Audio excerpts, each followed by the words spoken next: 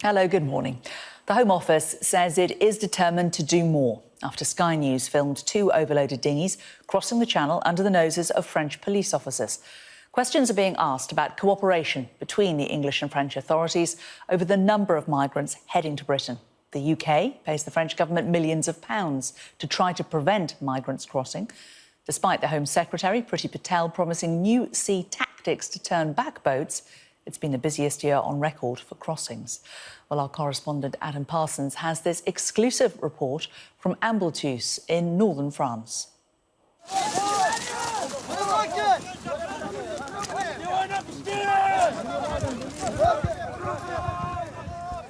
Cross-channel migrants normally operate in the shadows of night, but this is something profoundly different. Dozens of people, we're told that they're all Iraqi Kurds, carrying a boat down a beach in northern France, determined to set off for Britain. This was a chaotic caravan of people and possessions, 3 small children among them, meandering towards shore, and ahead of them, one of the most dangerous journeys imaginable. These people have paid thousands for their place on this boat, 40 of them clustered onto this one overloaded vessel. Well, they've carried this huge boat all the way down the beach and got it in the water, and over there is Dover. And the French police have watched all of this happen and haven't lifted a finger to intervene.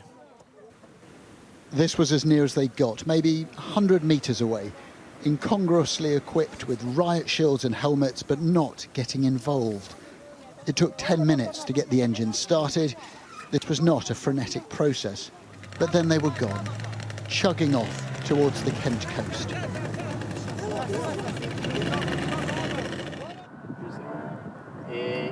And this wasn't even the first packed boat to leave this beach. One had gone half an hour earlier, similarly laden with people. It can be a time of brutal decisions. Some people left behind. And look here, the man on the left stands up and is then pushed into the water and left to swim back to shore. And all this also ignored by the watching authorities. We followed both vessels as they tried to cross the channel. The engine is still struggling. The skipper of our boat fears either it will overheat or the dinghy will capsize. So we've already alerted the French Coast Guard to its whereabouts and condition. But that's not the only problem. The Channel is the busiest shipping lane in the world. It's perilous, and here's why. As the boat continues its slow journey, a 400-foot-long tanker approaches at speed. If there's a collision, it would be catastrophic for everyone on the dinghy. The big ship might not even notice.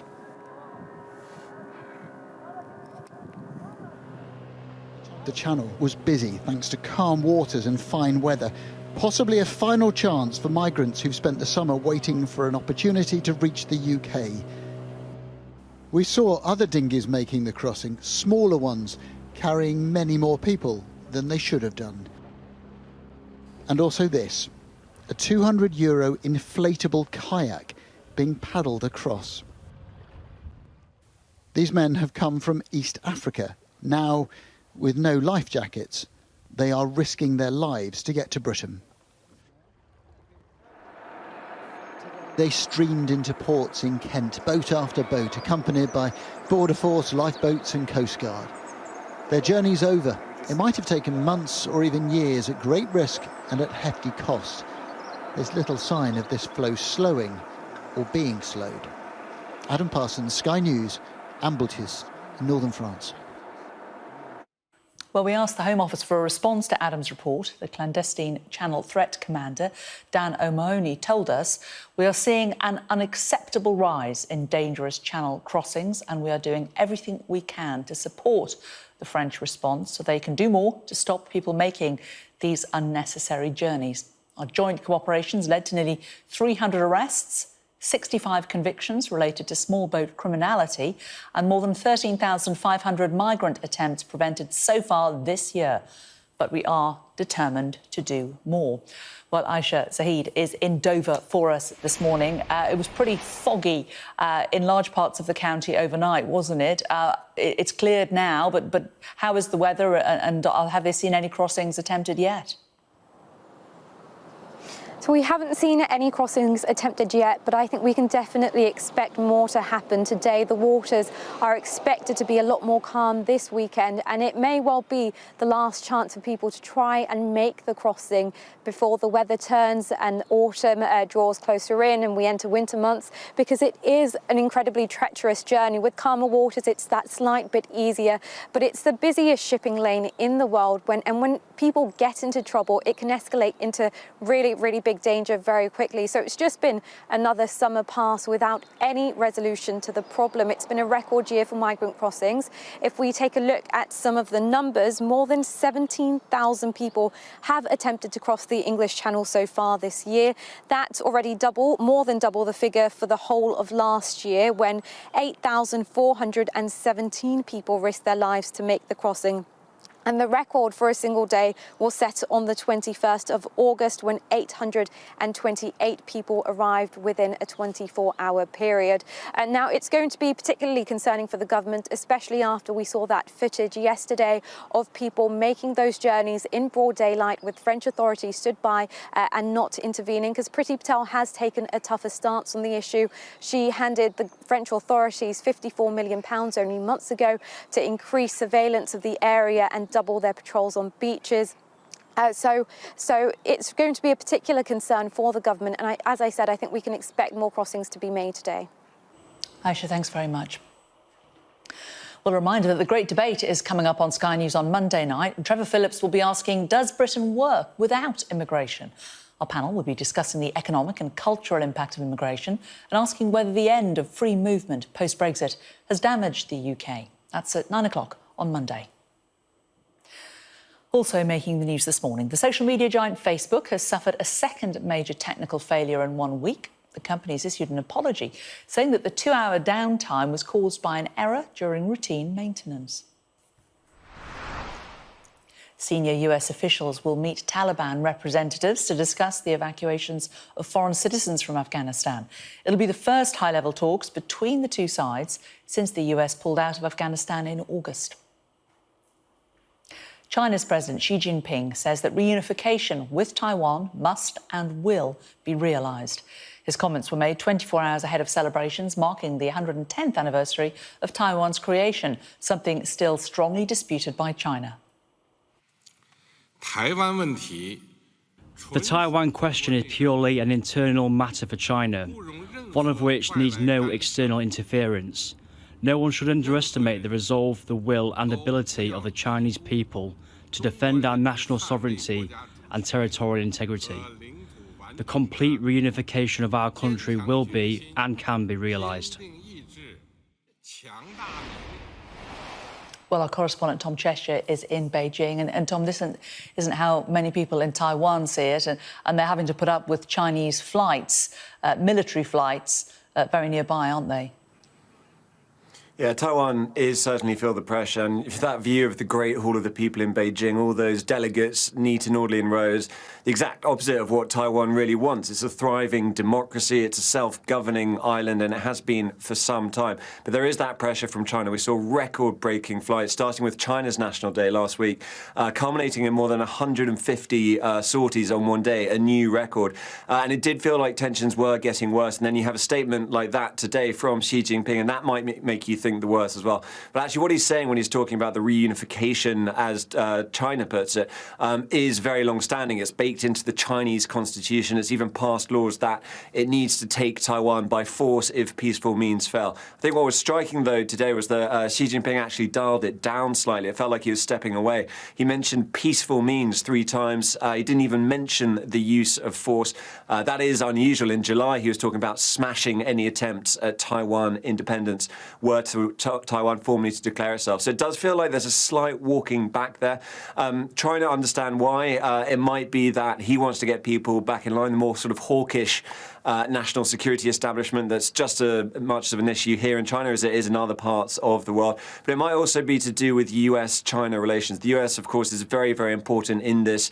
It's never said whether it would defend Taiwan. It's always maintained strategic ambiguity. But there was a meeting in Zurich this week between top security advisors, both China and the US, and that meeting seems to have gone rather well, certainly a lot better than meetings we've seen in the past between China and the US. State media here giving very rosy reporting around that. So Taiwan would have been a topic for discussion there, and perhaps that's a reason for the slight softening of tone we've seen. Now, tomorrow is Taiwan's National Day, of course. We'll see if there are any other comments on the basis of that. And the situation does still remain very tense. There's a lot of military hardware in the region, and mistakes could happen. But it does feel like a bit of a walking back, a glimmer of optimism for a situation that is still very dangerous. Tom, thanks a lot. Now, despite a fire at the ground where they will meet, England will face Andorra in a World Cup qualifier today. The blaze broke out in the television gantry at Andorra's national stadium. Firemen managed to bring it under control. Officials say the game will kick off at 7:45 as scheduled. The Education Secretary is expected to make the reduction in persistent pupil absences a key priority in a speech to head teachers later today. Nadeem Zahawi will say that disadvantaged children lose out most from not being in school. Well, I'm joined now by the President of the National Association of Head Teachers, Tim Bowen. Mr Bowen, what kind of reception will Nadeem Zahawi receive, do you think? I think he'll receive a positive reception. I mean, he's only obviously been in post just a few weeks. The fact he's agreed to come to our conference, this will be the first opportunity he's had to speak to members of the teaching profession, in our case, school leaders. So we very much appreciate the fact that he's coming to talk with us. He will listen to us and start to engage with us so we can begin to rebuild a relationship of what we hope will be trust and respect with the DFE that's been badly damaged over the past year and a half. So we're very grateful that he's coming. He said that he will tirelessly pursue the root causes of those children who are repeatedly absent. I mean, do we need more research into this to look at the causes, or do teachers pretty much know what's causing it and just need some money to be able to deal with it? Yes, I mean, I would say that absenteeism, it's not a widespread problem in the sector. But we hope that whatever Mr. Harway develops in this area, that he does so in conjunction, working with school leaders so that he gets it right. We feel that, obviously we haven't seen the detail of what he's going to say yet, but certainly excessively punitive measures, if they were levelled at schools or parents, seldom have the desired effect. Support, not sanction, is the right way to go. And yes, schools certainly would know the families and most probably the reasons for persistent absenteeism, and more people such as family support workers to engage with those families working with schools would, in many cases, support. You say it's not a widespread problem. Do you think that the Education Secretary is focusing on the wrong things? Well, as I say, we haven't seen the precise details of what he's focusing on. I mean, one of the biggest problems with absenteeism at the moment, and I will just mention this, is related to COVID. There's been a significant increase in the numbers of pupils off school due to COVID related. Now, that obviously is slightly different, but what we will be impressing on the Secretary of State is to look at changing the rules so that where children can come into school if siblings in their family have COVID. At the moment, if a child has COVID and they may share a room with a brother or sister who are able to come into school, and we're concerned that this is increasing the risk of COVID spreading in schools. So we will be asking him to look very carefully at the rules there to try and keep children safe in school. We all want children in schools, clearly, for as much of the time as possible, and we look forward to working with him on this. What can schools do to help children catch up, and how freely available are the resources to do that? Well, as you say, first and foremost, children need to be in schools. I think a smaller group, smaller class sizes, individual tuition, and also working with children on supporting their personal, their social, their mental health and well-being. A number of children have had, difficult experiences in lockdown. So the more support we can give them, we would like to see an increase in the mental health support teams in schools. My school in St Albans, we were one of just 20% of schools that were fortunate enough to have a mental health and support team connected with our school. It did have a significant impact positively, both for pupils and parents, but only 20% of schools had these. So we would like to see significant investment so that mental health support teams can be available not just to a fifth of schools, but to all schools. OK, good to talk to you, Tim Bowen from the NAHT. Thank you. Thank you. The British Army is encouraging more women to sign up. It says that there's a range of different roles available and insists opportunities are the same for everyone. Women played an important part in sensitive operations like Operation Pitting, the evacuation mission from Kabul, as Jemima Walker reports. Captain Rosie Wilde is the only woman to have passed the Army's gruelling parachute regiment entry course. So for the light people, I might be carrying about 100 kilos, and some of the guys might be carrying sort of 40 or 50 kilos. But we come in here First and foremost, she is a soldier. But when her regiment was deployed to Kabul in August, she says female troops dealt with extra layers of complexity. 750 troops from the 16 Air Assault Brigade deployed. 20 were women. That's around 3%. I think that we've learned a lot from it. We've learned a lot that with a non-combatant evacuation operation, we are looking at different types of people. We are looking at people with cultural sensitivities. We're looking at more women, more children. And in the future, would it be better to have more women there? Yes, potentially. But I certainly think that on the ground, the 20 women that deployed did an excellent job actually managing the people in Kabul. Those cultural sensitivities meant female troops could step in where their male counterparts couldn't. And for the women in particular, it was understanding those sensitivities and being available to the women who might need more help, or to the women and children that required female support, whether that was the searchers or the medics who were pulled pillar to post looking after women and children and their families. Sergeant Ashley Fenwick is a military policewoman. In Kabul, she was stationed in the evacuation centre, searching families before they boarded planes. In a role that we were in, it was female searchers to search the women. Their husbands wouldn't allow for a male to search their wife. So that's where we would step in and search the women and search the children. I think that them seeing a woman as well, it sort of put them, it would put a lot of people at ease. They found it a lot more comfortable as well to relax. And so when you were searching people, I mean, there were a lot more male troops than female troops. Was your line a lot longer than everyone else's? It could be at times, yeah. The Army's encouraging more women to sign up for all roles. The opportunities available to women in the Army are the same as the opportunities available to men. In an age of constant global competition, it's the quality and diversity of our people that gives the British Army its unique edge. Females have only been able to apply for all roles in the Army for 3 years. Before 2018, they were barred from some ground-close combat roles. Operations like Pitting show how crucial it can be having women on the front line. Jemima Walker, Sky News. Let's get a look at the weather now. Well, there's plenty of fine weather to come this weekend, but a weakening cold front will bring some rain as well as lower temperatures to more typical values. Much of Ireland, Northern Ireland and Scotland will have a cloudy and breezy start today as overnight rain continues to push south-eastwards.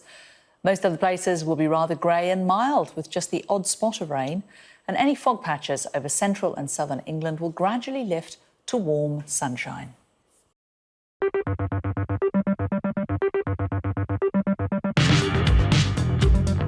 Andy, tell us a little bit about what you guys do here and how you're trying to make heading the ball safer for everybody. So we've developed a training platform designed to help players learn how to head the ball in a step-by-step process, designed by UEFA Pro coaches, UEFA A licensed coaches, all of the steps that you should take to safely head the ball. The system itself, if you're using it in training, you're doing two things really. One, you're reducing the number of impacts, and the other one is because of the realism of the system, you're still able to increase the skill level that the players develop. What we're trying to say is if there's 10 headers a week that you're allowed to do now, we can help maybe give you 200 a week. How mobile can you be? Do you need to be in your house? It's totally wireless. You can use it anywhere, like your bedroom, you can use it out in the garden, or you can use it in a living room, and that's going to be teaching you how to head a ball better. You said before that you weren't great at it, so by the end of the day we'll have you walking out and scoring worldies. If you can smooth out this 50p head. We'll see what we can do. Where am I here, by the way? This is just our training centre. We're not going to replace anything. We're there to complement what's happening at training grounds already. All you've got to do is the ball's going to come out of that circle and you've got to head it straight back in. So it's like infinite head tennis. Oh. There you go. Feel free to move around, plant your feet again if you want to.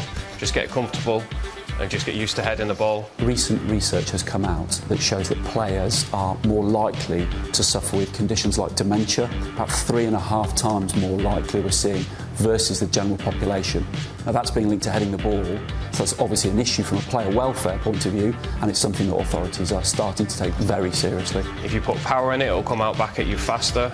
If it spins, it'll challenge you a bit harder as well, so it's trying to get you to put the ball right down the middle of that circle. Right. People have been looking into this for about 20 years. Now, the last 10 years, the research has really started to ramp up, and we're seeing real-life stories now with the likes of Dennis Law and Terry McDermott. There's that piece around player welfare that the authorities just have to take seriously. They have to look at mitigation strategies, trying to reduce heading, probably in training, which is where we can control it much more, is probably a sensible place to start. I mean, I've not counted how many you've done in this, but I'm pretty certain there's a lot more than you would do in an average training session straight away. Yeah, I'm a lot better than I would be in an average training session as well. Well, there you go. That's because we're basically planting you in the right formation, delivering the ball right to your head. Yeah. 21 in a row, which is pretty good. Notice the trajectories are altering.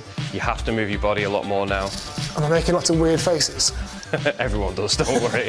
Have you ever seen photographs of people when they're heading a ball? They're not pretty. No. So, again, that's how accurate it is. It's very realistic. It's the same stuff that is being used at a couple of Premier League training grounds close to us where we are now. It's built for kids of all ages to just take that first step. The tutorial in it is very basic. It will tell you how to just stand, how to observe, how to keep your eyes on the ball, and all those little tips that you should be getting at that age group. And it will just give you the ability to head the ball maybe 500 times without taking a single hit, and that's really important at that age group. We can put it on hard if you want. No, that was pretty hard, I think. That was the hard mode. What do you think? Yeah, it's pretty good. It's good, isn't it? Give me 2 minutes.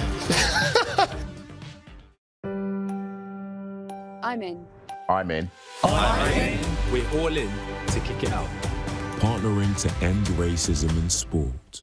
Your final film, No Time to Die, is it different from Bond films before? Is it... You going out with a bang? Yeah, definitely.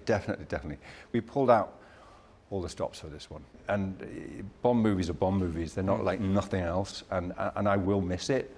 And probably will be, when they cast the next person, be, a bit like, but I'm okay with it. I'm like, I've done it. I've done 5. It's plenty. This movie, like we said, I think it's really good. I'm very proud of it, and I'm happy to kind of get on with things now. It may now give you time to watch your football club, Liverpool. A bit more, yeah. Hopefully. Yeah. I mean, do you think there's a chance of reclaiming that title back this season? I do, yeah. I think there's a really big chance, yeah. I mean, we were talking just before we started this about the Crystal Palace game. I thought that was one of those of just like a really big signifier. We can do it, because if we can gouge those games out, we can do anything. Liverpool v Manchester City has been the real big battle. Morning. I'll join later. Always got good advice, that girl. This is Sky News Breakfast. Coming up, the power of social media, how one boy with autism had his birthday wish come true.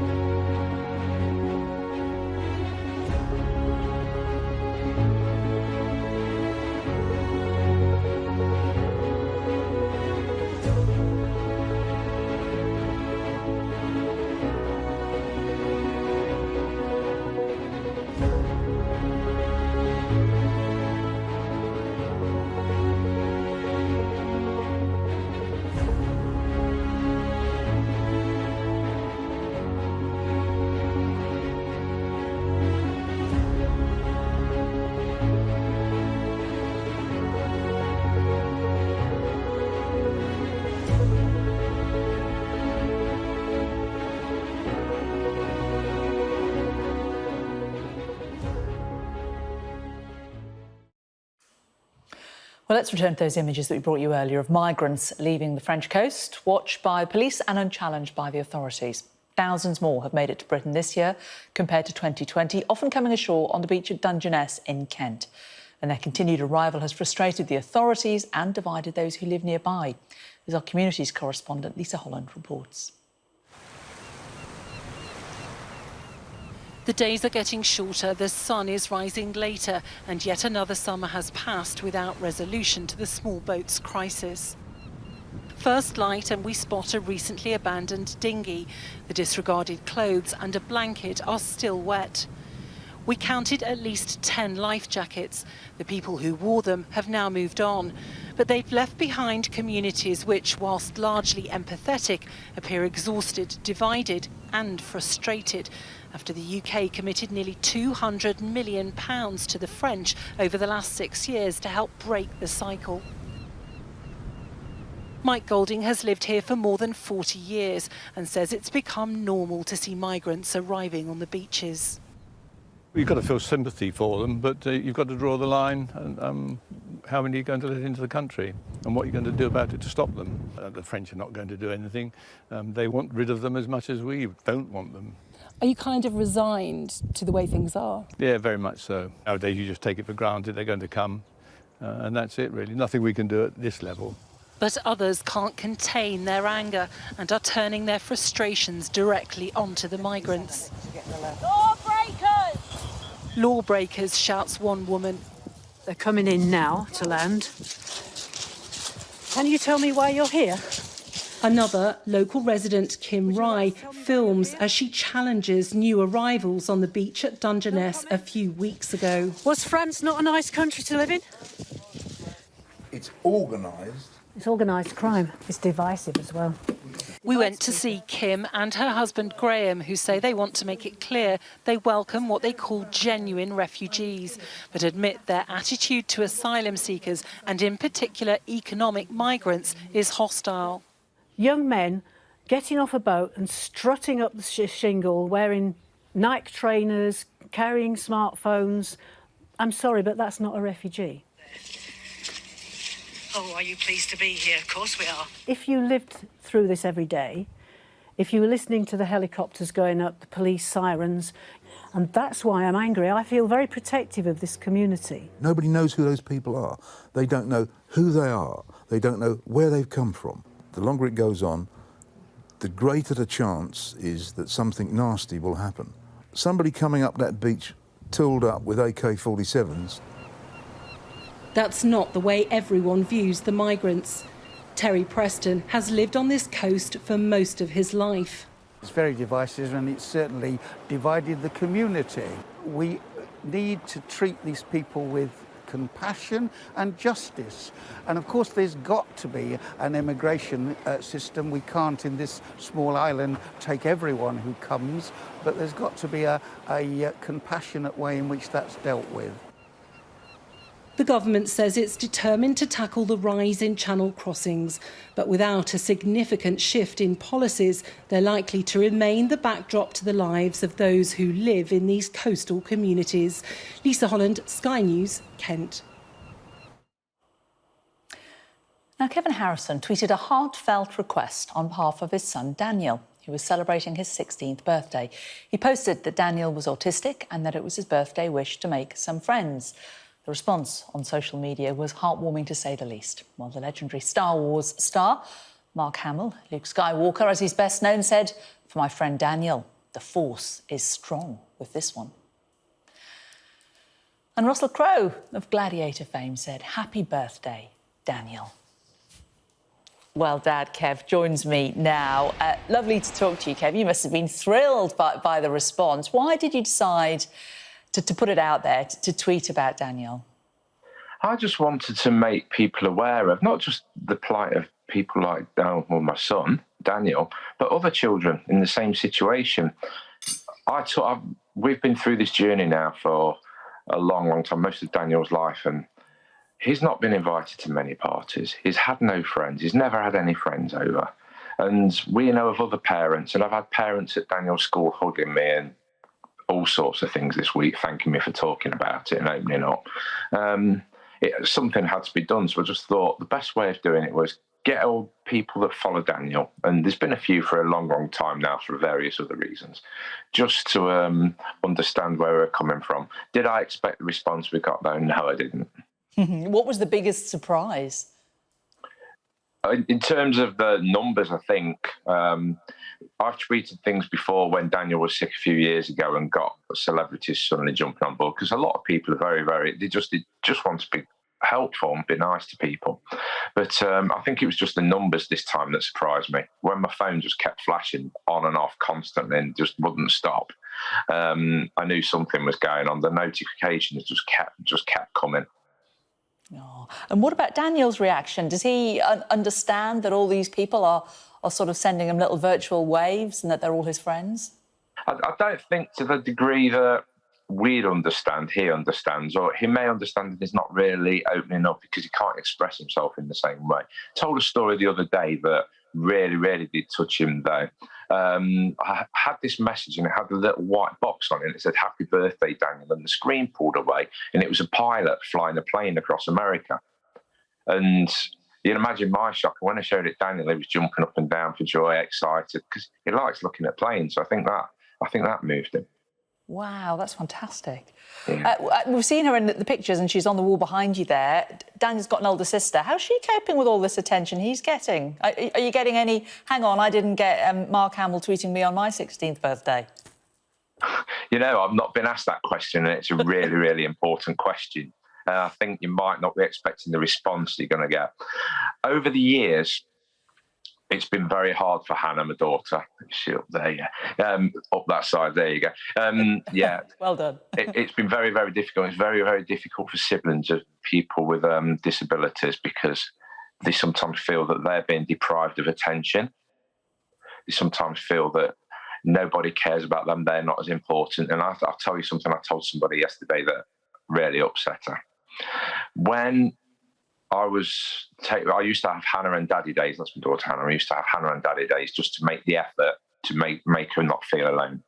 And we were in town and I wasn't feeling very well, and I had to go and get some water onto my face because I was just burning up. And I came out and Hannah was acting a bit strange. And she told me years later that she thought that my wife Catherine and I were going to have her adopted because we couldn't look after both of them. Imagine that. No, I can imagine it. And I know that it is a really, really hard thing for families with one child with a disability to juggle that. You know, and just not being able to get things like respite care is really, really hard. It is tough stuff on the whole family. But is she, how is she with Daniel, and how thrilled has she been at the attention he's received? Yeah, sorry, Jane, I didn't really answer your question. I'm like all the politicians you have on your show, not answering the questions. Don't worry, I'm not going to shout at you. And I'm also very good at getting what I want to talk about across. I've learned that over the years. No, Hannah is the best. She's like a gift from God for him. There's my wife and I, and Hannah's there as well, and she loves him. You should see the closeness they have towards each other. I've got pictures of them sleeping in the bed together, hugging each other. As she got into her early teens, I think she felt a little self-conscious about him and everything, because she wanted to create her own identity. But she's now, you know, she's 20 now, and she's becoming an adult, and she just loves him. And I think she absolutely loves the attention he's getting at the moment. Her exact words were, when I told her Mark Hamill had retweeted the story, was, "That's insane." And that you've gone down this path. You know, you've gone out there and you've spoken publicly about the impact on your family and on the impact on Daniel. But what can other parents of kids with autism do to help perhaps other families understand about your child with autism and how important it is to make friends and be invited to things like parties? Well, the first thing we have to do as a society is start to understand that not everybody has the same thought process and behaves the same way, especially children on the spectrum, or children with additional needs. And I could tell you a story of a child I went to school with long time ago now, like 37 years ago, that ended up committing suicide. He was dyslexic and he didn't realise. And when he was 17 or 18, killed himself. And I think about that boy all the time. And we've just got to understand as a society that you shouldn't prejudge people. If you see somebody crying in a restaurant or on a plane, you shouldn't think that they're misbehaving. Your first thought shouldn't be that they're misbehaving. Your first thought that there might be something wrong. What can we do to help? One of my favourite things I like to do is if I'm in a coffee shop, and I've done it many times, if I see someone struggling, I'll buy them a coffee just to show them that I care. It's a simple act of kindness that people should be thinking of doing. We need a better society. I'm starting to pontificate now, but over the last 2 years, we've had an horrendous time. How many thousands of people have died? And we're not learning anything. We've got a polarity on the right and the left. There's a lot of people in the middle, and this is why this story has really resonated, I believe, because a lot of people do care. There's a lot of beautiful, lovely people out there that aren't being heard. And I'm asking those people to start rising up and being there for each other. Well, it's a lovely thought. It's a lovely sentiment. Kev, well done for all you're doing to raise awareness of autism. And we should say also that, you know, as Kev was talking about the difficulties people face, that there are lots of organisations out there to help you. And the Samaritans are always there if you're ever feeling like you need someone to talk to. Kev, thanks very much. Best of luck with it all. Thank you. And that's a really good point. You're never alone. I felt blind in isolation at times when you go to bed at night and it's dark, and that's when things start to play on your mind. Yeah. You're not alone. Kev, take care. Lovely to speak to you. Take care. Thank you. Bye-bye. Still to come on Sky News Breakfast. We're going to take a look at the morning papers with the writer Benedict Spence and the broadcaster Gemma Forte.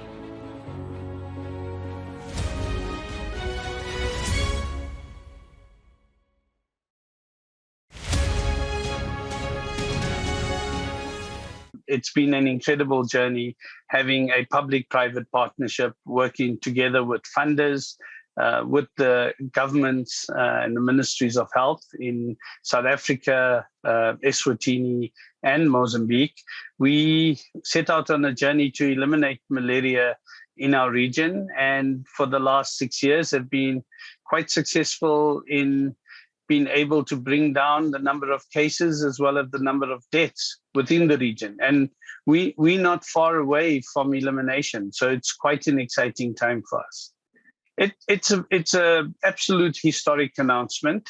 The world has been waiting for the first announcement of a malaria vaccine, and this announcement of the GSK RTSS malaria vaccine is particularly important. It allows us to add an additional tool into the arsenal that we have, particularly at a time when malaria progress has plateaued since 2015. Of course, even before the pandemic, we were behind the curve with our ambitious goals for 2030. So bringing on a new tool adds new energy, new vigor for us to get over the line as planned. We need to put that into context. We certainly believe it has the potential to save tens of thousands of children, both from cases and death per year. But the context is that it's got to be used in combination with the existing tools that we have. And that's a very important fact to consider. It has to be used both with the vector tools, so that is the tools we use against the mosquito, so our bed nets or our indoor residual spraying program. And it's also got to be done in conjunction with diagnostics and therapeutics. So ensuring that the children have access to healthcare is part of the package that the vaccine works very well with.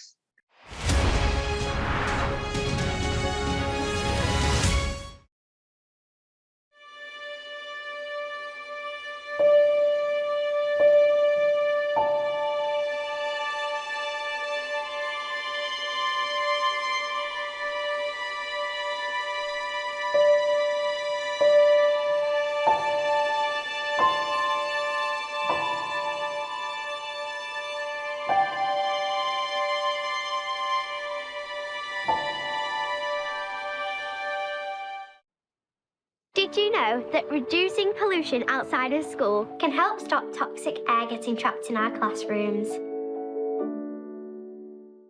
Overnight fog patches over central and southern England will gradually lift to warm sunshine.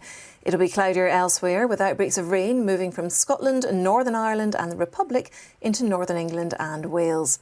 Skies will brighten later from the west over Ireland and northwest Scotland.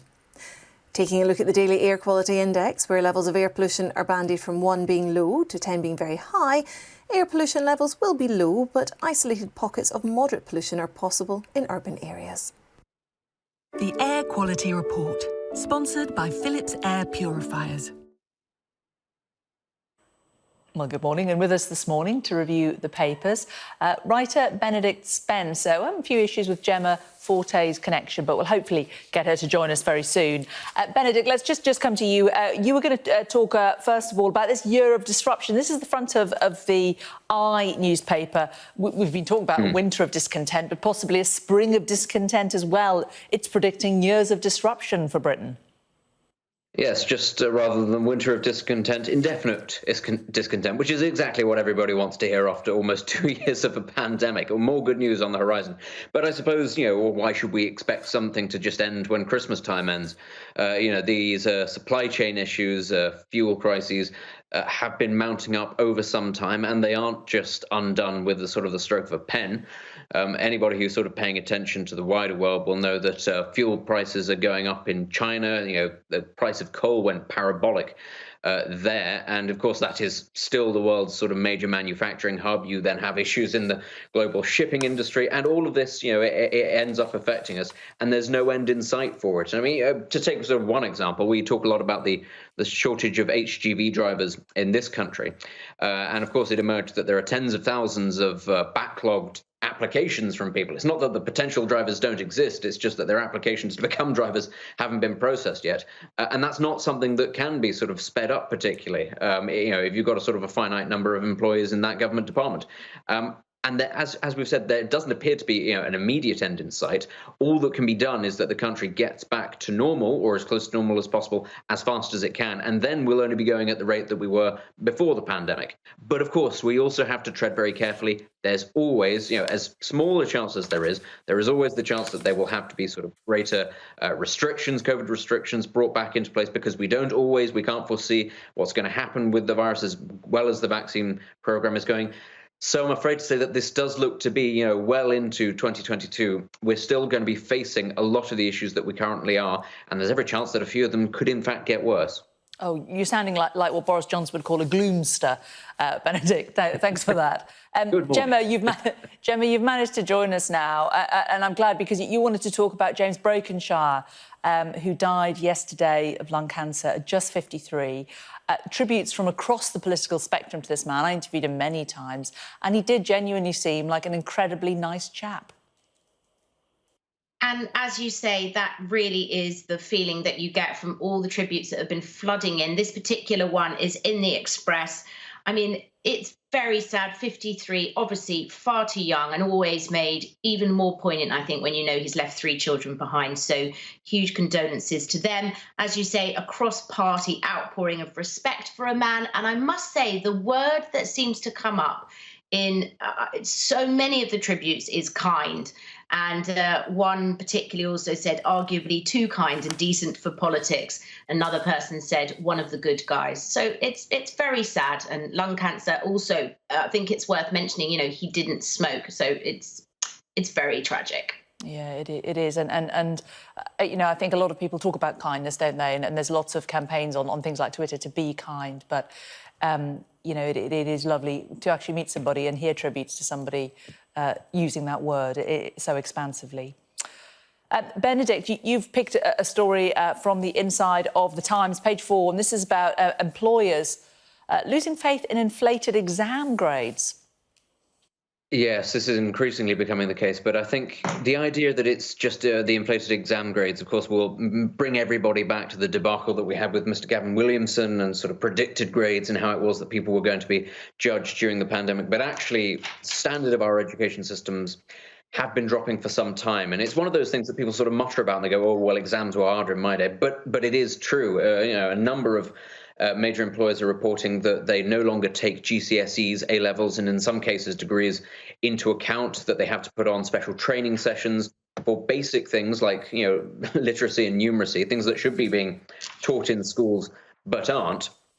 And in many ways, you've got to say, good for the businesses for actually sort of grabbing the bull by the horns and saying, well, this is an issue and we're going to have to sort it out ourselves. But it would be said it's a damning indictment, as I say, of the school system. It's also a very bad indictment, I think, of the university system, which ladens people with huge amounts of debt, most of which they will never get out of, to teach them skills that that aren't necessarily suitable for the job market, which is another thing that this story talks about. A lot of people simply don't have the skills that are required, even though they have university degrees.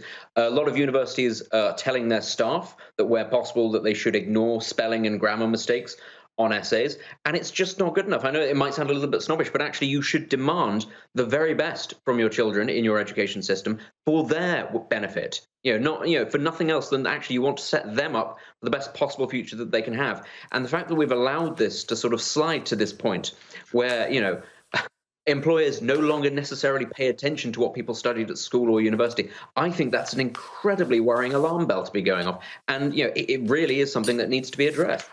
OK. We've only got a minute left, Gemma, and we've got lots of serious stories, but we've also got some slightly lighter ones. So let's just quickly cut to your final story. And this is about festive food, concerns about possible shortages of festive food. I can say I had pigs and blankets yesterday. I just thought I would get it in early in case there was the predicted pigs and blanket shortage. But what else are we worried about? Yeah, so I'm slightly having trouble hearing you, but I know you can hear me and I've got the gist. So yes, this is about shoppers. 1 in 3 people apparently have already started to look at getting their turkey in, filling up their freezers. I personally am nowhere near doing this yet. But what I will say is that I don't blame people necessarily for wanting to get organised. Last Christmas was awful for all of us. It was pretty joyless. We were curtailed.